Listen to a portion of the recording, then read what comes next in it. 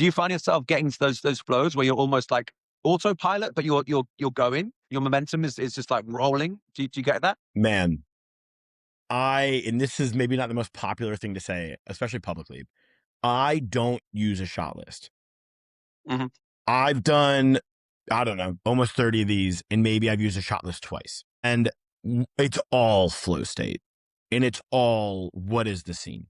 Where do they come in from? Where do they leave? How do I cover it? What's 2 or 3 fun angles? What are the things that I need? What are the reactions that I need? And how many variations of the performance am I going to want in post?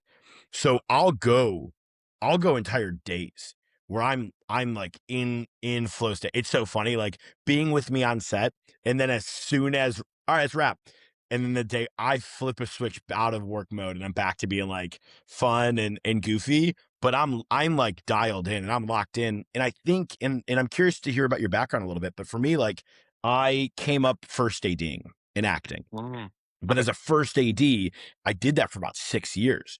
In my internal clock, I just need an AD to tell me we got to be out of here by 12:30. And by 12:29, I'll be finishing that shot. I'll be finishing the scene.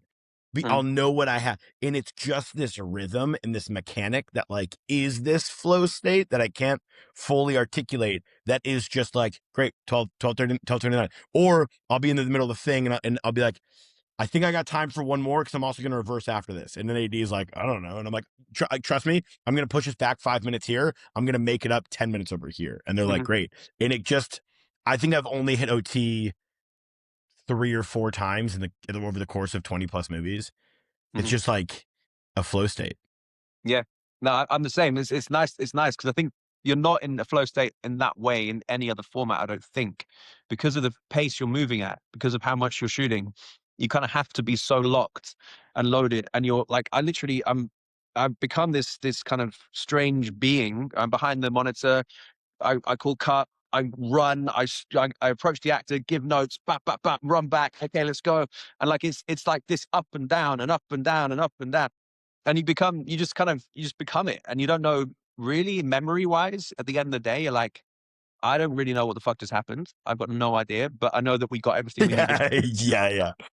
So it's that feeling, and Right. that, and on And it's that features and stuff. Sorry, go on. well, no, I'm curious at the feature side of it too, because like you have more experience doing traditional long form narrative stuff than I do. So like, how has your vertical directing impacted your traditional long form narrative storytelling? That's a good question because I just shot a murder mystery in Cyprus.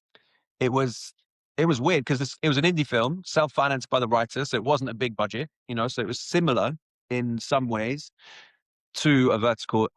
In moments the schedule was felt similar, and then other moments I had so much time and it was crazy, and I kind of almost, I knew that would happen. I knew that my brain would go, right, go go go, and I'm like, no no no no, just calm calm calm calm.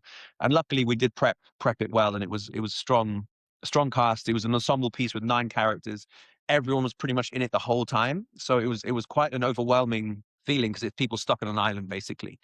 um, but in terms of getting through the schedule and getting a lot of coverage quickly, like, in comparison to the previous feature I'd shot, it's night and day. Like how many slates we were at, like, and how many setups we did in the time. Like before, I don't know, half maybe.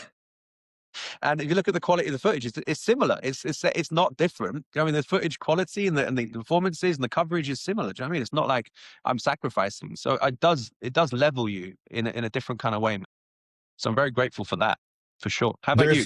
There's there's got to be a thing too with like your because I come from this world of like we in Chicago. Because I'm from Chicago, and like we used to say ABT, always be tweaking. And it's like, well, and that's a DP just adjusting the light, and it's gaffer to the thing, and then props always coming in. Until we're ready, ABT, always be tweaking, always be tweaking. And when you slow things down to that speed, is what it sounds like. It's this world of, yeah, you're like, I'm ready to go. And then you look at the quality difference, and it isn't much different because there's really only so much you can do in a shot.